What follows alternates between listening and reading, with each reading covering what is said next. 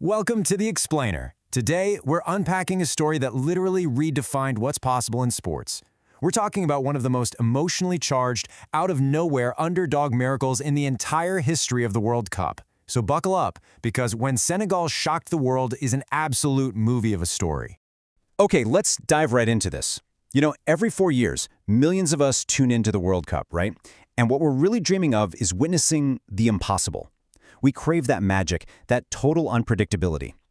Back in 2002, the football world had a pretty strict hierarchy. Logic told us exactly who was going to win. But football had something entirely different in mind. It proved to all of us that impossible things absolutely do happen. Seriously, picture the scene. It's May 31, 2002. The Seoul World Cup Stadium is absolutely packed to the rafters. The atmosphere is just electric. It's the opening match of the whole tournament, and we're staring down this massive, monumental question. What on earth happens when absolute debutantes, a team stepping onto a World Cup pitch for the very first time, go head-to-head with the reigning, defending world champions? It is the ultimate David vs. Goliath setup. To really grasp the sheer scale of this mismatch, let's break it down. On one side, you've got France. Overwhelming favorites, world and European champions, boasting a squad literally packed with global superstars. Practically every journalist had them penciled in to win the whole thing again. And on the other side, Senegal, a nation making its first ever World Cup appearance. To the global media, they were complete unknowns.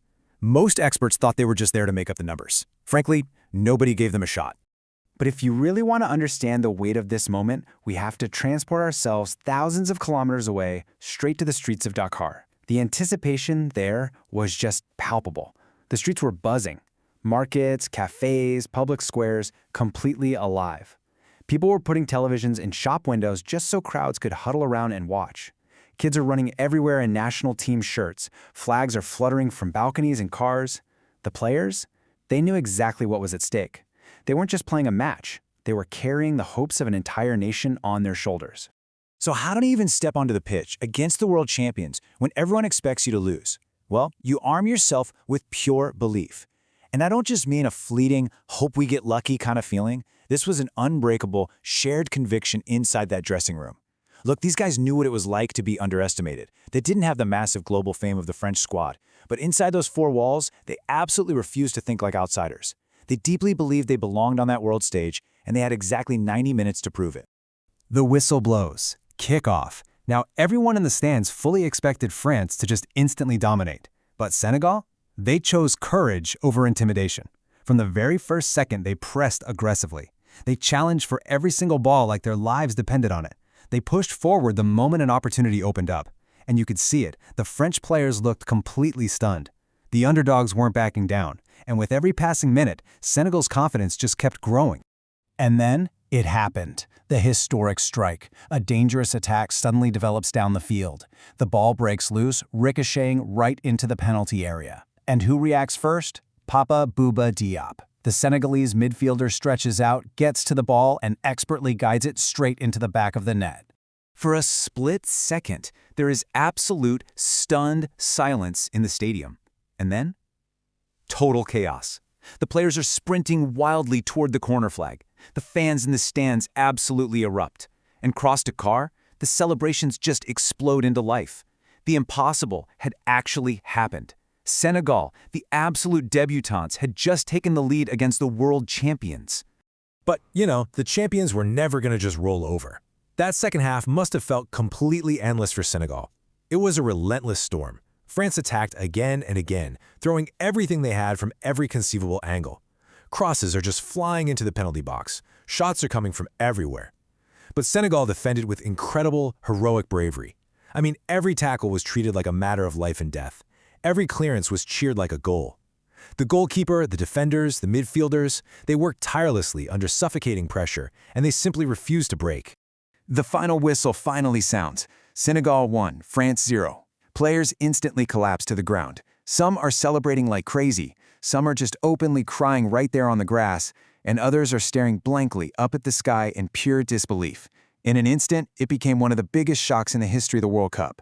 What was supposed to be a French coronation became the birth of a brand new footballing powerhouse. The ripple effects were immediate, and the whole world took notice. Journalists up in the press box were frantically scrambling to rewrite all their headlines. TV networks that barely knew the players' names a few hours prior were suddenly analyzing them non-stop. They were splashed across the front pages of newspapers globally. And the coolest part? Supporters from all over the world, especially across Africa, adopted Senegal as their team. In just 90 minutes, they went from complete outsiders to the biggest global story in sports. Now let's see how this incredible adventure builds, because that May 31st shocker against France was literally just a beginning. They pushed out of the group stage and set up a massive round of 16 clash with Sweden. And what a match that was. It was a tense, incredibly dramatic standoff for a full 90 minutes, with both teams just desperately trading blows, refusing to go home. Normal time wasn't enough, which pushed them into the unbearable tension of extra time and ultimately to a decisive golden goal that would cement their legacy forever. If you know football, you know extra time in a World Cup is always stressful. But back then, they had the sudden death golden goal rule. Basically, next goal wins, game over. So every single attack felt insanely dangerous. And then, Senegal struck. The breakthrough, a decisive golden goal winner against Sweden. The stadium literally erupted. Players are racing across the pitch, fans are leaping out of their seats. They had actually done it again. I want to pause for a second and just focus on this number. 8. Out of all the nations on Earth, out of all the massive traditional footballing giants, only 8 teams remained in the 2002 World Cup. And Senegal, the debutants who were supposedly just there to make up the numbers, had miraculously secured their spot in the quarterfinals. The dream was just getting bigger and bigger by the minute. So, the quarterfinal against Turkey carried just enormous weight. A spot in the semifinals was on the line. It was another fiercely contested battle, and once again, it pushed deep into extra time. But this time came the heartbreak. Turkey scored a golden goal, and just like that, in the blink of an eye, the match was over. The dream ended. Senegal's players stood completely motionless on the pitch. The supporters were in stunned silence. But you know, that crushing disappointment very quickly transformed into immense pride. The tournament run had finished, but these underdogs had achieved something truly, undeniably extraordinary. Even years later, Senegal's 2002 squad remains one of football's most beloved underdog stories. They arrived as absolute outsiders. They took down the reigning champions. They inspired millions and carried the hopes of an entire continent on their backs. They proved once and for all that in the World Cup, your reputation guarantees you nothing. But belief can change absolutely everything. Which really leaves us with this final thrilling thought. The legacy of the Lions of Teranga isn't just about what happened in 2002. It's about the enduring magic of the tournament itself. It's this beautiful reminder that greatness can come from literally anywhere, and the unlikeliest of heroes can rise to the occasion when it matters most. So, as we look to the future of sports, and even as we face our own personal challenges, what impossible thing will we witness next? Keep that question in the back of your mind. Thanks for joining me for this explainer, and I'll catch you next time as we uncover another incredible story.